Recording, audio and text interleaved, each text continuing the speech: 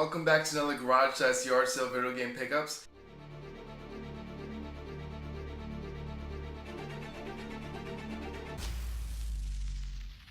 Now, summer is almost over, so I'm not going to be able to do too many more garage sales and yard sales. I'm going to be focusing mostly on flea markets and Goodwill and stuff like that. The flea markets go on to like November around here, so I still got a couple more months till that's over. But definitely the garage and yard sales in New Jersey are over around I say the middle of September or stuff like that. So it's almost over. So I am starting to get a lot more things now to try to stock up before I can't get anything else. But let me continue with what I was doing like the last couple of weeks. I was showing you all the games I got from my friend in his sale that he had, and I'm just gonna go over the consoles today. So I got 4 different consoles from him. So let's start with the first one. First one is Sega Genesis. Now this is a version 2 of it. It's a model, what was it, MK1631. So the difference between this one is it only has 2 in the back, as you can see. Sorry, I'm like pointing the wrong spot. But it's only the AV out and the adapter for the power. That's it. Other than that, there's really no other connections to this. So this is a smaller version. The sound on this one isn't too crisp or clear either. But it's still a good version. If you guys find this one for cheap, you should get this one as well. It's not as small as the Genesis 3, and plus the Genesis 3 has like an on-off switch, and it also says number 3 on it. But besides that, I mean, this one's pretty good. It's very light, very small, so it's easy to store and stuff like that. It did come with 2 controllers as well, so that's what it came with, 2 controllers. I mean, overall the system's pretty good. I did not clean it yet. That's why it looks the way it does. I apologize. I didn't get a chance to clean too many of these, except the one that I'll show you in a second. And that's pretty much it. So it's not bad. It's all part of that huge bundle that I had. So I'm looking forward to getting more stuff in the future for Genesis. But I mean, I do have a lot. I already have the other models. I did not have version 2. So it's good to have this in my collection. I already have version 3. So I mean, I pretty much have every Sega version except this one. And now I was happy to add this to my collection. So. Okay, moving along. Now this one's in bad shape, but it's a Super Nintendo. Now the reason why I say it's bad shape, the top looks good, but then that was a problem that the Super Nintendo had, is that the discoloration on it's horrible, man. It turned to like this disgusting like piss yellow color. It's just weird. It's a really weird color.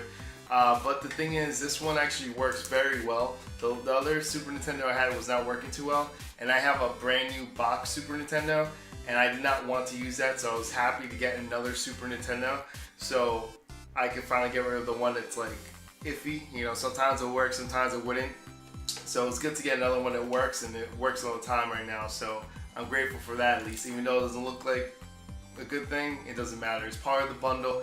It's easy for me. It's not like I can resell this or anything anyway, so it's perfect to keep, to use, and I can keep the other one in the box and not have to worry about that. So that's always a good thing. It came with a lot of controllers. So we got 3 controllers that came with. So it's 4 controllers here, but I'll show you the 4th one. But 3 of them are the regular Super Nintendo controllers. So that's that. But then it came with a 3rd party turbo controller. Now this turbo controller is it feels very comfortable. Like, this is definitely like a good fight pad one. It's called High Frequency as a company, but this one makes it a lot easier for certain fight games and stuff like that. So that's why like this one is very good. I'm actually happy I got this, because I kind of prefer the pads for those fighting games, because like Street Fighter and stuff like that, for the 4-button layout, it was okay, but sometimes like I actually prefer this. It's easier to do some of the moves, stuff like that, for Fireball and stuff like that. But yeah, so I was happy to get this, and it's gonna go very well all the Street Fighter games I got from him as well. If you guys saw my last video, you saw all the Street Fighter games that I got, so it's pretty cool. Alright, moving along, moving very quickly now. Next one is N64. Now, this one did not come with an expansion pack or jumper pack. It did come with a power outlet and stuff. All these came with power cords and all the other stuff. I just left in there. I'm only showing controllers, stuff like that. This did not come with a controller though. So it's just the console itself. you know, it's in good shape though. You know, this is another one that I got, another N64. I already had another one the same as that color, so I'm trying to determine what I'm going to do with these exactly. So I might like resell them to someone, or you know, I don't know exactly what I'm doing yet. I might give a prize out to you guys, because eventually I'm going to do that. I'm doing that real soon. I just don't know, because I did reach 4,000 subscribers, so I don't know if I'm gonna wait for like 4,500 or something. But you know, we'll see what I'll do. But when I do, like, I might save this for, you know, for someone. So we'll see what I'm gonna do with it. But I'm happy you got another one. Can't have too many N64s. It's just funny because I keep getting the original gray models. Like, that's the one I keep finding for some reason. So I still have, well, I have 3 of these now, the gray models, and I have the Pikachu box one that I never opened before. So I don't know. We'll see what else I can get, right? But that's just N64. Alright, now this is the one that I was actually really happy about. Now, the thing is, I have a box Sega Dreamcast, so I might as well tell you, this is a Sega Dreamcast. I have a box Sega Dreamcast already, but it's a black one, the black version, which is a little more rare to find. I have the box version of that, and I didn't have a Dreamcast that I could actually use a lot. So, because the Dreamcast I used to have just broke, so I was really excited to get a new Dreamcast. And I showed you guys in the first episode of showing you all the stuff I got from my friend, I showed you that I got a Dreamcast game from him. I completely forgot to show you, hey look, I also got a Dreamcast from him, and it's in great shape. Like, this is like, it's perfect shape. It really is. You know, it came with one controller. It's just great shape. I don't even know how to explain it. It really looked like it was barely touched. There's no scratches on it. There's no marks, and it's just perfect color and everything, which is hard to find. I mean, to me, like, I already have a box one, but like, I need one to actually play, because I actually enjoy the Dreamcast. I thought this was a very, very powerful console for its time. The only thing that sucks is that it was easy to copy, you know, burn games onto, and like, they weren't making money on software, and like how Sega always changed a new console every year, it threw people off. You know, that's why it didn't do well. But to be honest with you, they had the best ports for any arcade game. They had the best ports, so that's why the Dreamcast, great console, I love it. So it came back. It came with the regular controller as well, which is good. No memory card and stuff, but I have plenty of memory cards. I have more controllers as well, so it's nice to have another Dreamcast. So I was really excited about that. Alright, now that did it for all the consoles there. So we're officially done with all the games and consoles and everything that I got from my friend. So that we're done with that. Now we're gonna move on to these games right here. Now, I really can't remember. I had a pile of games. I can't remember if I got some of them in the garage sale or if this was all from Trade Online. So I'm gonna say this is all from leaptrade.com. I'm not 100% sure, but I'm pretty sure this is all from Trade. So we'll go into what I got. None of these games were cleaned yet, so sorry if it looks like bad. We got Prince of Persia. Now this is the Two Thrones. It's for the Gamecube. It's complete. This game right here is good. I really like Prince of Persia. To me, Prince of Persia was like a really, really good series. I prefer that over Assassin's Creed. So if you guys are Assassin's Creed fans, then I'm sorry. This is my game. Prince of Persia did all that stuff before. You know, they created Assassin's Creed afterwards. But yeah, this to me, Prince of Persia is always a fun game. Need for Speed Underground. Need for Speed Underground is a really good game. I mean, I prefer Need for Speed Underground 2, but this is a good game. Like I said before, I don't remember if it was a trade or not. I'm pretty sure I got this on a trade. This is the one I'm like iffy about. It might have been a trade, it might have been garage sale, but either way, Need for Speed Underground. If you guys are not familiar with the Underground series, like, you could actually soup up your cars and like you add stuff to it and decorate the cars and like get paint job, everything on the car, which is a lot more fun in my opinion. That's why Need for Speed Underground 2 just looked pretty cool. You could drive around and like high beam people, the street race, and do different things. It's pretty cool. And you know, it's a shame that Need for Speed doesn't do stuff like this anymore. But you know, this was a great series. I really enjoyed Need for Speed Underground 2 the best, but it's always good to get the original as well. So that's what I got that for.